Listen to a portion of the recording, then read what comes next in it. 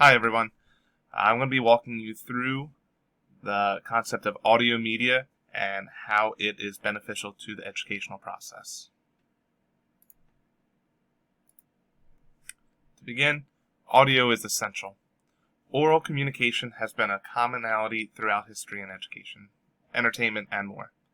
Audio is a way to listen to the material rather than visually reading or watching it.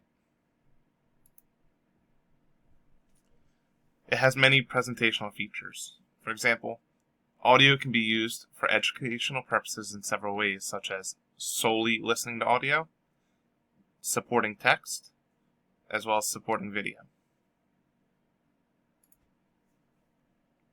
But how does audio assist teaching and learning on its own?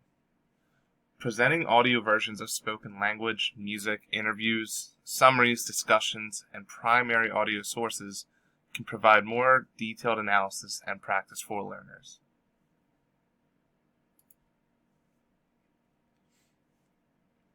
Audio and text. Audio has been found to assist learners when they're able to both read text as well as listen to it. When using both audio and text, learners are able to talk through materials presented in the text, explain visual representations of things such as mathematical equations, paintings, symbols, etc.